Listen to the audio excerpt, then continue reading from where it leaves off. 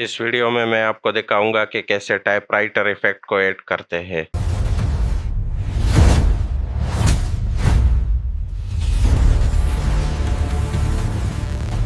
All right, मैंने timeline में एक वीडियो क्लिप को ऐड कर लिया है और इसके ऊपर एक टेक्स्ट क्लिप को। तो इसके लिए हम जाएंगे इफेक्ट्स पैनल में, सर्च बॉक्स में टाइपराइटर टाइप कर लेंगे और इस इफेक्ट को ड्रैग कर लेंगे अपनी टेक्स्ट क्लिप के स्टार्ट में।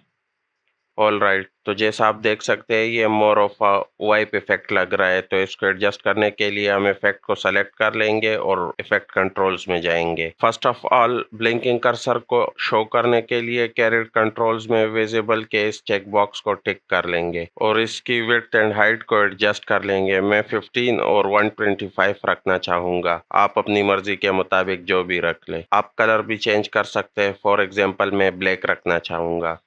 अगर आप एनिमेशन से पहले और बाद में कुछ टाइम ऐड करना चाहते हैं तो इनिशियल डिले और फाइनल डिले की वैल्यूज को बढ़ा दे। मैं 34 और 37 रख लूंगा।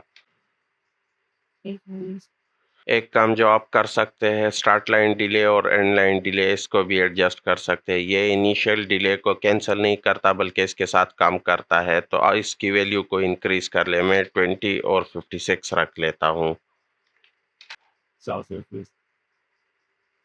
फाइनली आप कर्सर के ब्लिंकिंग को भी कंट्रोल कर सकते हैं और इसमें फेड भी ऐड कर सकते हैं ताकि ये मोर ऑर्गेनिक लगे। और फाइनली हम इफेक्ट की ड्यूरेशन को इंक्रीज कर लेंगे। अब जब मैं इसको प्ले करूंगा तो मुझे एक नाइस टाइपराइटर इफेक्ट शो होगा। All right, that's it for this tutorial. As always, thanks for watching, see you next time.